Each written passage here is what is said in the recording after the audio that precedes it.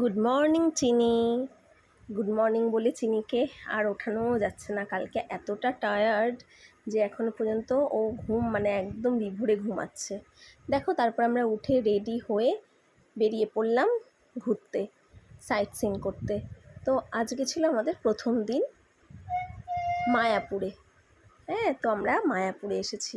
তো এত সুন্দর আমাদের হোটেলটা। হ্যাঁ, তো এখানে দাঁড়িয়ে আমরা কিছু ছবি নিয়ে নিলাম।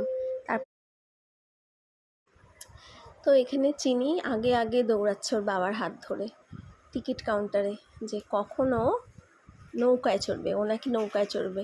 ও সকাল থেকে বাবা আমি নৌকায় যাব, বোটে যাব বলেই যাচ্ছে। তো দেখো, এখানে টিকিটের মূল্য হচ্ছে 10 টাকা। তো আমাদের 4টে টিকিট এখানে কাটা হলো, চিনির কোনো টিকিট লাগেনি। তো আমরা এবার নবদ্বীপের উদ্দেশ্যে রওনা হচ্ছি। দেখো, টিকিটটা আমি তোমাদের সাথে শেয়ার করে দিলাম। তো আমরা দেখো এই ছোট্ট একটা ব্রিজের ওপর দিয়ে এখন আমরা কোথায় যাচ্ছি? নৌকায় উঠতে। দেখো কি সুন্দর লাগছে চারিদিকটা, আর এত সুন্দর হাওয়া দিচ্ছিল, দারুণ দারুণ পরিবেশ। যদি কেউ না গিয়ে থাকো তাহলে বলবো একবার মায়াপুরে অবশ্যই ঘুরে এসো, খুবই ভালো লাগবে।